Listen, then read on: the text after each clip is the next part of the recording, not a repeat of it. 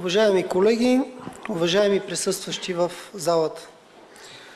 Общински съвет се явява като коректив на кмета и затова в качеството на председател на третата по сила партия в този общински съвет искам да задам няколко въпроса и незабавно да отговори пред гражданите на община Благоевград във връзка с разразилия се скандал през последната седмица.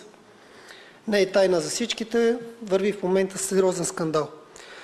Хората търсят отговори, кмета мълчи, а те са го избрали. Камбитов, кажете, вярно ли е, че имате участие във фирми?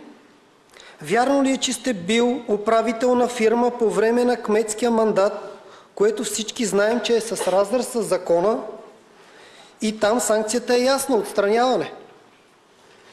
Вярно ли е, че като управител на фирмата сте си разпределяли печалба от същата фирма суми от порядъка на близо 100 000 лева? До мен достигна такава информация, а и цял град говори за това, само че ако е така, става лошо.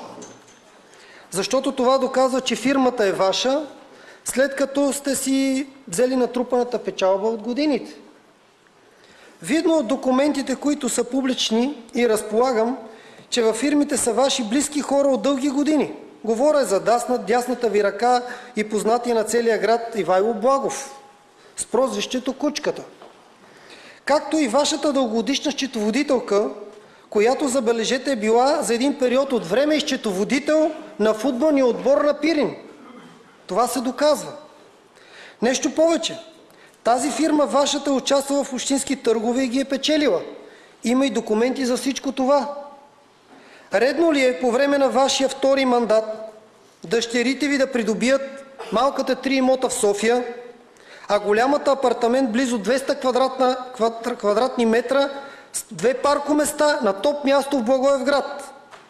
И забележете за сумата от 115 000 лева, почти на данъчна оценка или за около 200 евро на квадрат. Всеки иска да си купи 200 евро на квадрат жилище на топ място в Благоевград.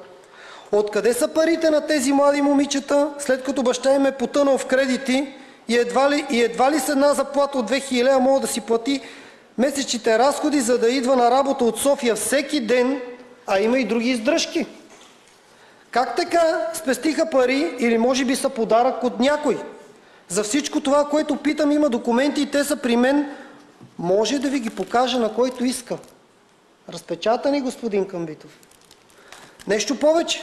Наскоро в медиите излезе, че и близката до вас Христина Шопова също си е направила фирма.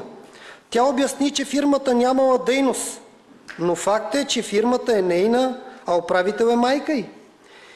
И която също, доколкото знам, работи в общината. Може вече да не е, така съм чул. Това не е ли конфликт на интереси? Не са ли свързани лица? Нещо повече. Пред вестник Струма тя излъга, че фирмата няма дейност. Същата госпожа Шопова.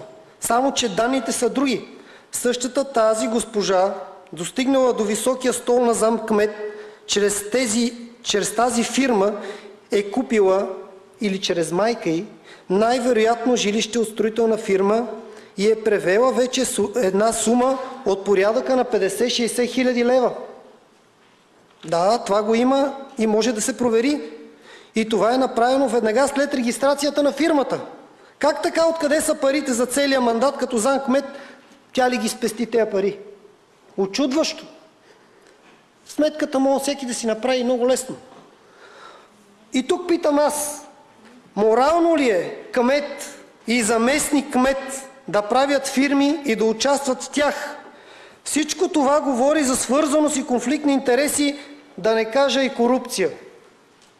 Но това нека го доказват компетентните органи. За нас е важно, че тук има морален момент. Редно ли е кмета на областен град да си има фирми, да е бил управител на някой от тях, да си е разпределял печалба? Фирми, които са участвали в общински търгове и дори са ги печелили. Хора в държавата на много по-високо ниво от вашето, министри, замминистри, за много по-малки прегрешения дадоха оставки.